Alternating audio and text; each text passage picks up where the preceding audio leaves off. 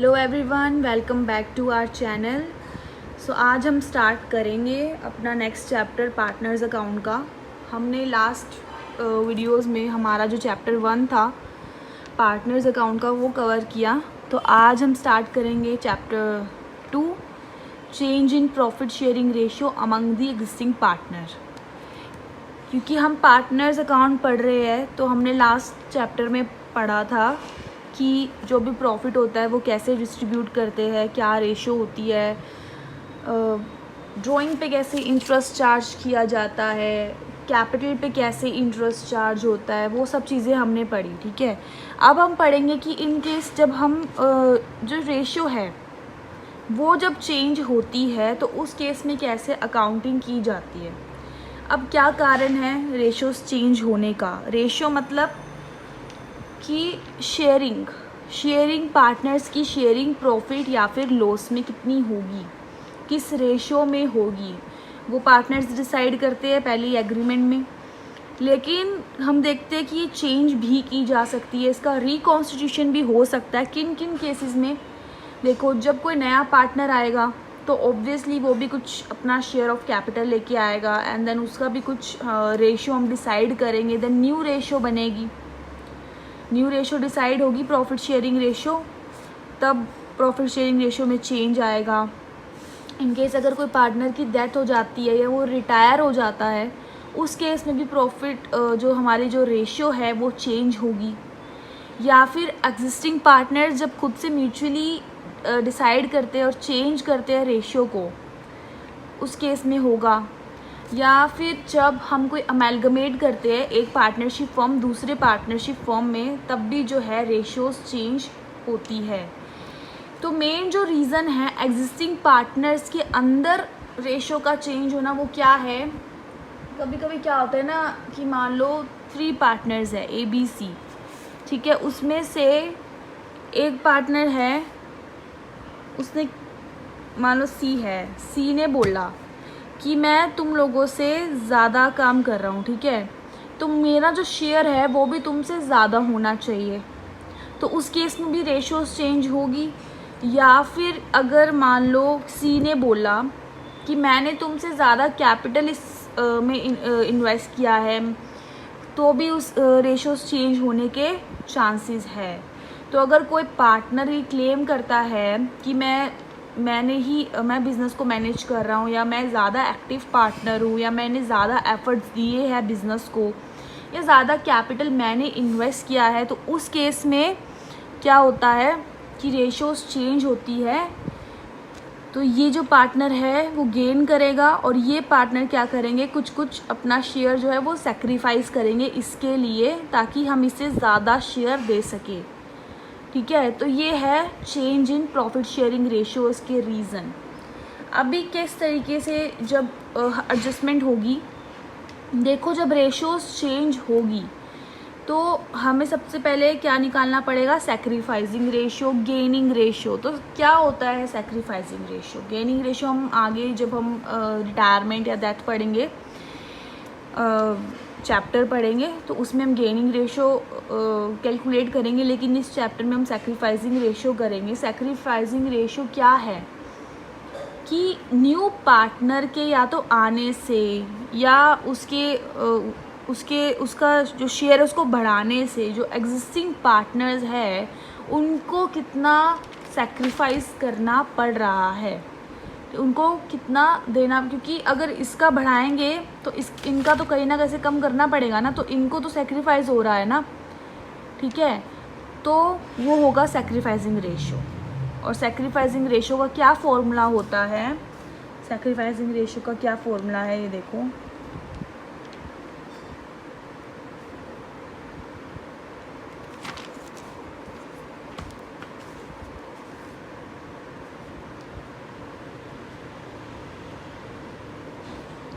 Old ratio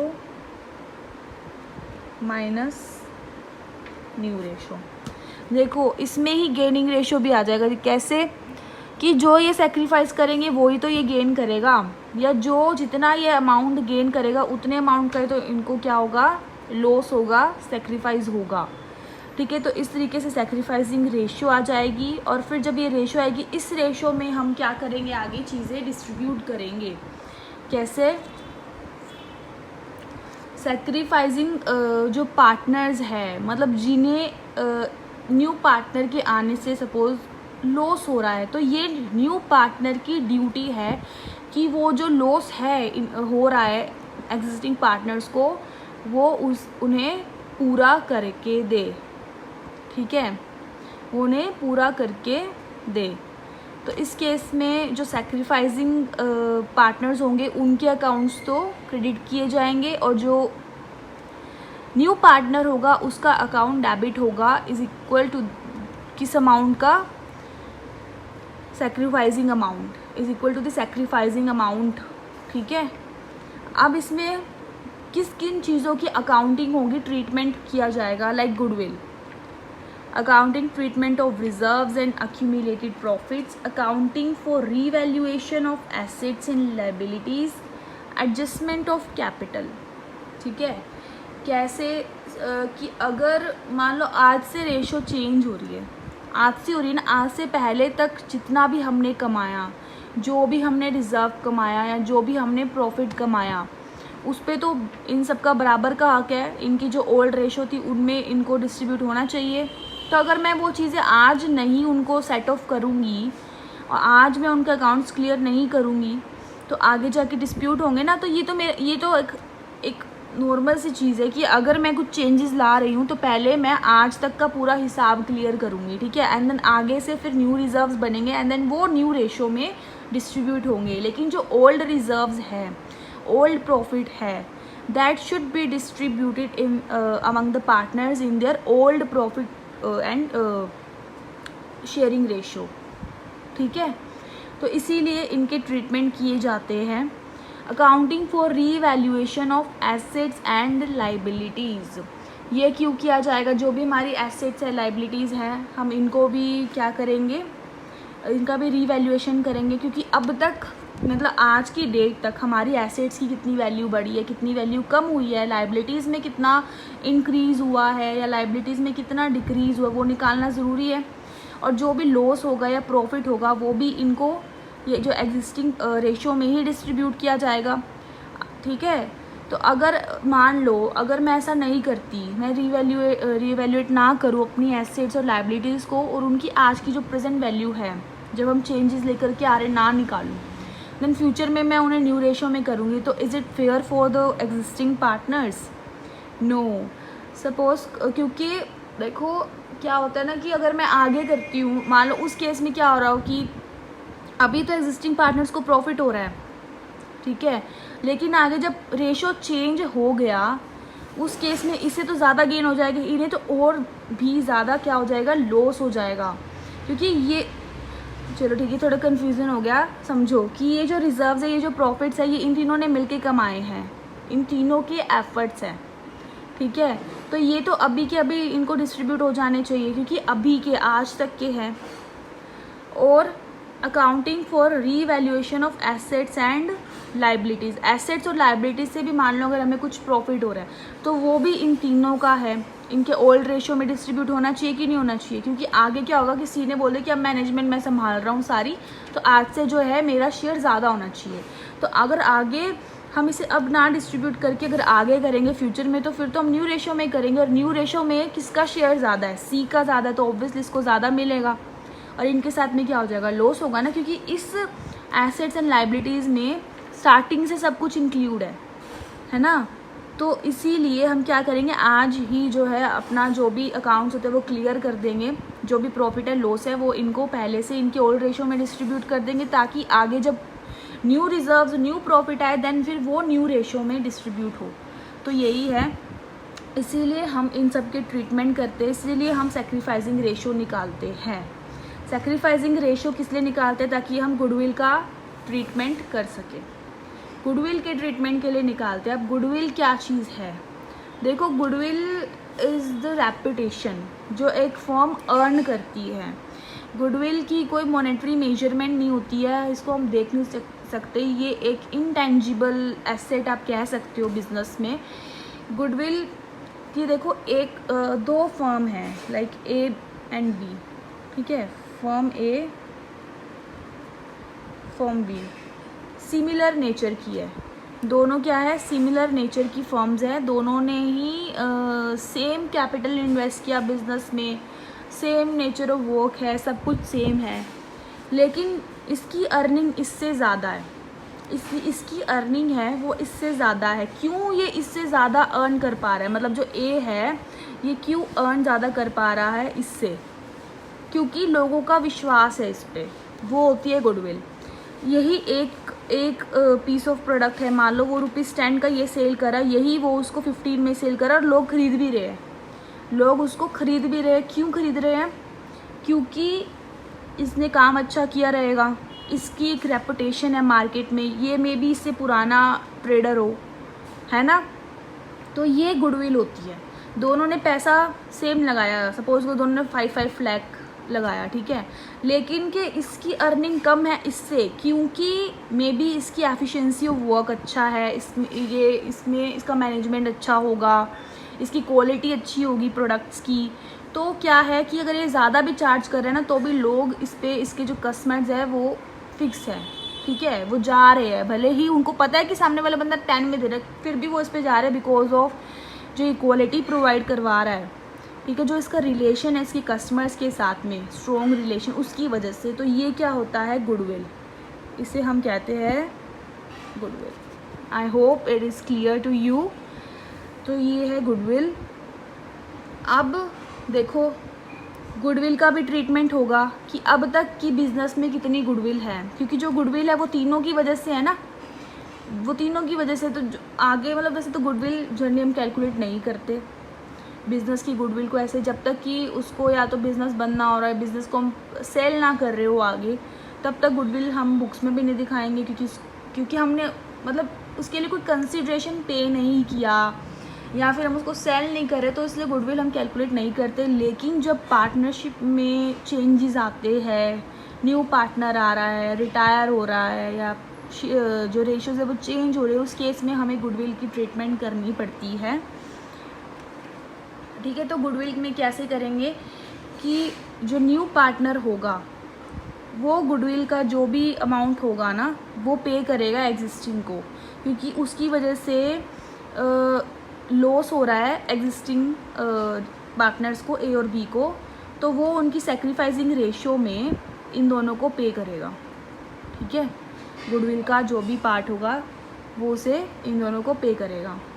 तो इसलिए ये हम गुडविल का ट्रीटमेंट करेंगे इसके अंदर, ठीक है। तो जो न्यू पार्टनर है वो कंपनसेट करेगा जितना उसको गेन हो रहा है, और जितना इनको सेक्रीफाइस हो रहा है, मतलब सेम ही होगा, जितना उसको गेन होगा उतना उनको सेक्रीफाइस होगा, तो फिर वो उनको कंपनसेट करेगा गुडविल का अमाउंट, ठीक है। उसके बाद अब आएंगे, हम करेंगे methods of the valuation of goodwill, कि गुडविल कैसे कैलकुलेट की जाती है। इससे पहले मैं करवाऊँगी गुडविल कितने टाइप की होती है, क्या क्लासिफिकेशन है गुडविल का, ठीक है। गुडविल जो है, एक होती है परचेज गुडविल, एक होती है परचेज गुडविल,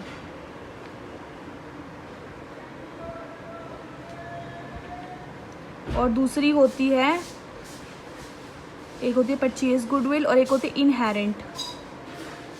इनहेरेंट गुडविल।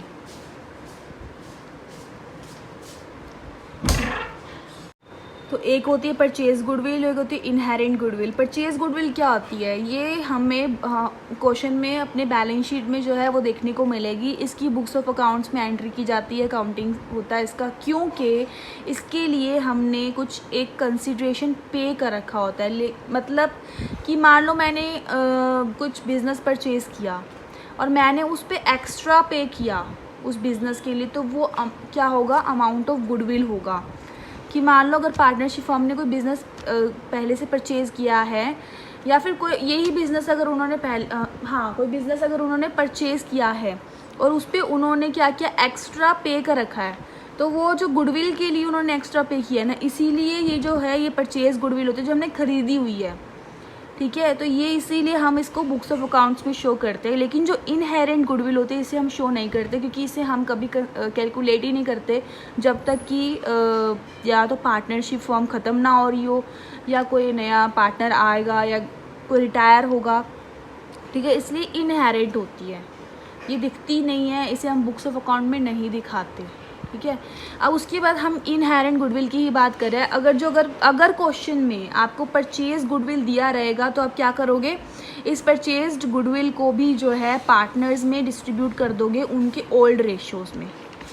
ठीक है, डिस्ट्रीब्यूट नहीं करेंगे, मतलब हाँ, इसको हम राइट ऑफ कर देंगे इस गुडविल को, और इसकी एक जर्नल एंट्री पास करेंगे जिसमें हम अपने एग्जिस्टिंग जो पार्टनर्स हैं उनके अकाउंट्स को डेबिट करेंगे, और इस परचेज गुडविल को हम क्या करेंगे, क्रेडिट कर देंगे कैपिटल अकाउंट में। ठीक है, तो इसका तो ऐसे इसको राइट ऑफ करना होगा। लेकिन जो इनहेरेंट गुडविल है इसका कैसे ट्रीटमेंट होगा वो हम देखते हैं। Methods of valuation of goodwill पहले तो कैलकुलेट करनी पड़ेगी। कैसे कैलकुलेट करेंगे, यहाँ पर हमारे पास में 3 मेथड्स है। फर्स्ट मेथड है average profit method, then super profit method and capitalization method. तो आज हम करेंगे average profit method. Average profit method क्या होता है कि जब हम देखो क्या होता है ना कि तो मान लो बिजनेस है। अब मुझे, अगर मेरा कोई बिजनेस है, मुझे पता है कि मैं हर साल कितना प्रॉफिट कम से कम कमाती हूँ, और मुझे ये भी पता है कि इतना प्रॉफिट अगर मैं किसी को अपना बिज़नेस सेल करूँगी भी ना, तो मैं उसको यही बोलूँगी कि मेरे नाम पे तुम कम से कम अगले कुछ साल तक इतना प्रॉफिट तो कमा ही लोगे। ठीक है, वो होती है गुडविल, क्योंकि मुझे पता है कि मेरा जो एवरेज प्रॉफिट है वो इतना तो हर साल रहता ही है।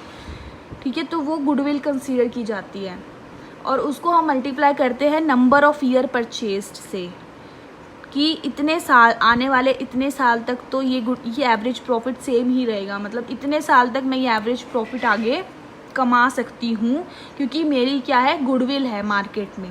इसीलिए हम एवरेज प्रॉफिट लेते हैं जब भी हम गुडविल को निकालते हैं। क्लियर, क्योंकि गुडविल है तभी तो प्रॉफिट है ना। जितना ज़्यादा हमारी गुडविल होगी उतना ही प्रॉफिट होगा। अगर गुडविल फ्लक्चुएट भी करती है, ऐसा नहीं कि सेम रहती है। अगर आपकी एफिशिएंसी डाउन हो रही है, आप मार्केट में अच्छा परफॉर्म नहीं कर रहे हो, तो आपके प्रॉफिट्स भी कम होंगे। प्रॉफिट कम होंगे तो आपकी गुडविल भी क्या होगी, डाउन जाएगी। तो एवरेज प्रॉफिट बहुत ही इजी मेथड है, इसमें कुछ नहीं करना। आपको कुछ पास्ट ईयर्स के, प्रीवियस ईयर्स के प्रॉफिट्स दिए होंगे, उसको आपको क्या करना है, उनका एवरेज निकालना है, एंड देन उसको नंबर ऑफ़ ईयर से परचेज से मल्टीप्लाई करना है। जो नंबर ऑफ़ ईयर परचेज होगा 2 ईयर 3 ईयर्स, ये क्वेश्चन में गिवन रहेगा। ठीक है, तो इससे रिगार्डिंग एक क्वेश्चन करते हैं। मीना परचेज सिमीज बिजनेस 1 Jan 1988 को। The profits disclosed by Simi business for the last इतने ईयर्स। देखो यहाँ पे मीना ने सिमी का बिजनेस परचेज किया 1 Jan 1988 को। ठीक है, अब मीना क्या कह रही है, सिमी कह रही है मुझे मेरा पैसा चाहिए गुडविल का।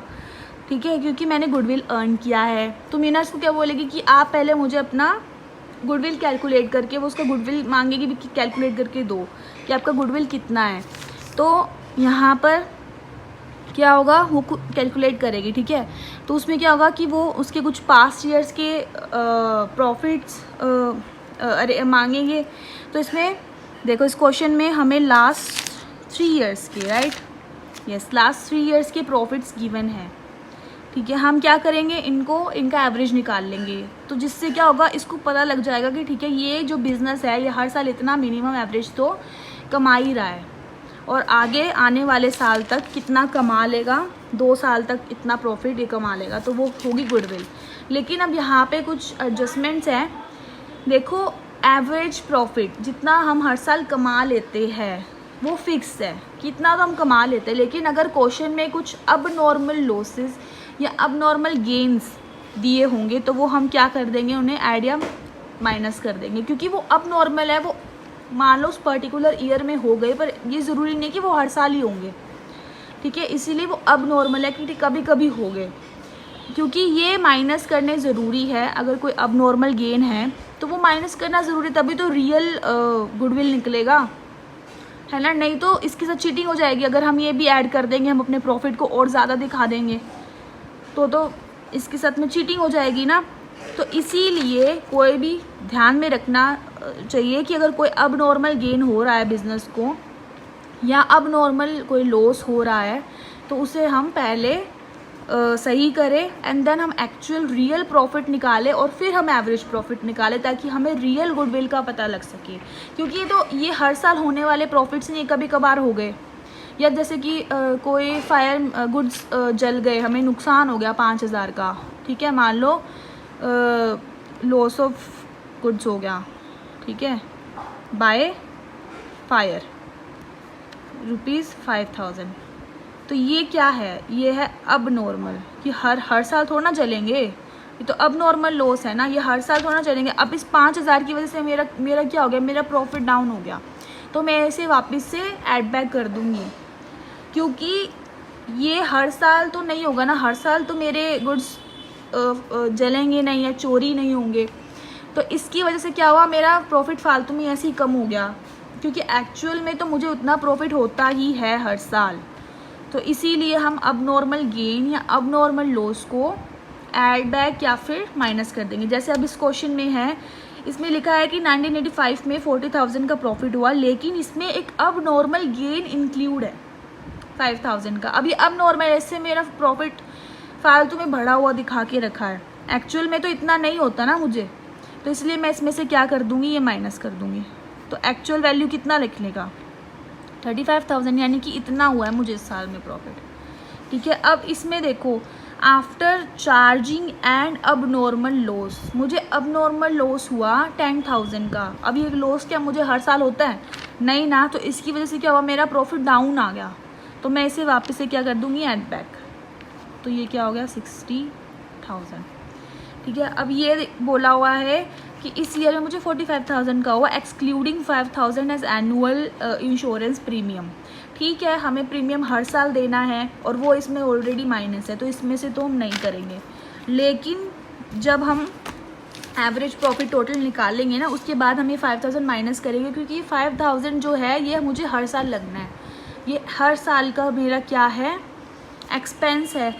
तो ये तीनों ईयर्स में से, क्योंकि आने वाले अगले साल में भी तो ये लगेगा, है ना, अगले साल में भी तो ये लगेगा, तो ये मेरा एवरेज प्रॉफिट तो कम करेगा ही ना, क्योंकि मुझे नेक्स्ट ईयर में भी ये 5,000 देना ही पड़ेगा। तो इसीलिए मैं क्या करूँगी, अब क्या अमाउंट आई, 35,000, 60,000 प्लस 45,000, 35,000, ठीक है, प्लस 60,000 प्लस 45,000, और इसमें क्या मैं माइनस करूँगी, इनको प्लस करके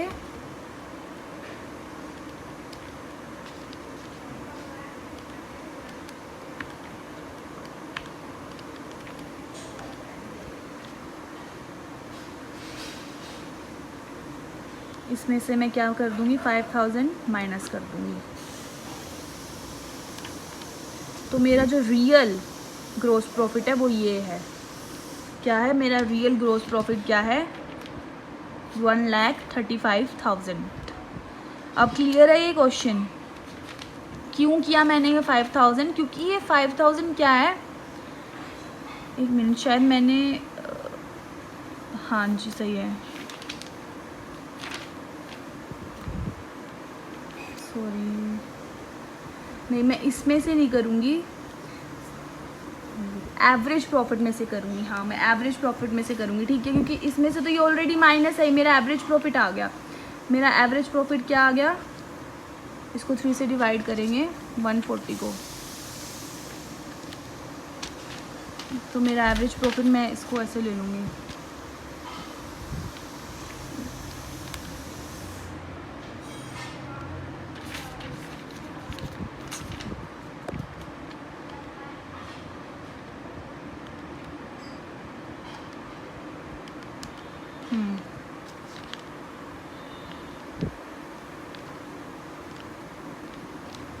ठीक है, मैंने ये ले लिया, समझ आ गया।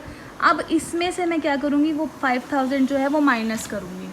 इसमें से 5,000 माइनस क्यों करूँगी, क्योंकि ये मेरा एवरेज प्रॉफिट अब मैंने ऐसे दिखा दिया कि मुझे हर साल इतना प्रॉफिट होगा, लेकिन नहीं, एक्चुअल में मुझे इतना प्रॉफिट नहीं होगा, क्योंकि इसमें से मुझे हर साल 5,000 भी तो देना पड़ेगा, क्योंकि वो मेरा इंश्योरेंस का पैसा है। मैं इंश्योरेंस जब हम वो भरते हैं, इंस्टॉलमेंट्स पे करते हैं, तो उसमें हम हर साल देते हैं ना, तो ये हर साल मुझे पे करना है, तो मेरा एवरेज प्रॉफिट तो कम होगा ना इससे, तो इसलिए मैं इसमें से माइनस कर दूँगी, देन वो मेरा एवरेज प्रॉफिट आएगा। ठीक है, तो अब इसको इसमें से माइनस करती हूँ। ठीक है, 4 4 6 7 माइनस 5,000 ये आ गया, ये आया मेरा एवरेज प्रॉफिट।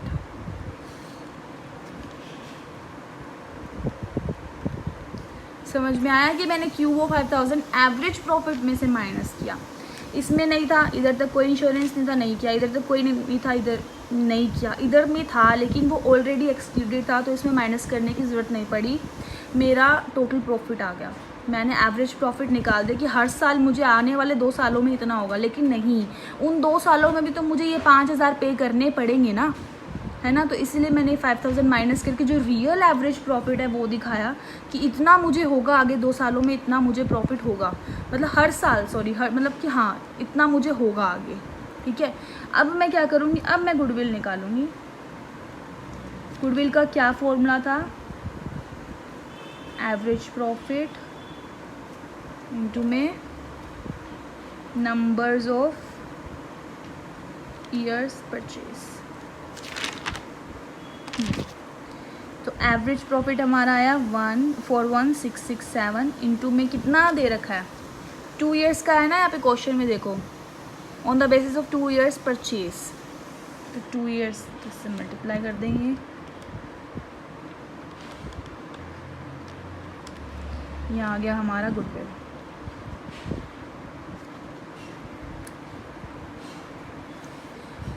आगे समझ में कि यही था एवरेज प्रॉफिट मेथड जो हमने अभी कवर अप किया है। इसका एक और क्वेश्चन है, वो भी मैं करवाऊंगी, और कुछ और क्वेश्चन जो भी मुझे लगेंगे कि हाँ डिफ़िकल्ट है या फिर ऐसे ही एडजस्टमेंट के साथ वाले, वो मैं करवाऊंगी आपको नेक्स्ट वीडियो में। और उसके बाद फिर हम सुपर प्रॉफिट मेथड और कैपिटलाइजेशन मेथड भी साथ में कवर करेंगे। आई होप आपको ये वीडियो अच्छा लगा, आपको समझ में आया जो मैंने समझाया। अगर कोई भी प्रॉब्लम है या कोई क्वेरी है तो प्लीज़ मुझे बताओ कमेंट सेक्शन में। अगर कुछ नहीं समझ में आया तो please do let me know in the comment section, and do like, share and subscribe my video channel. Like my video, share my video. Thank you.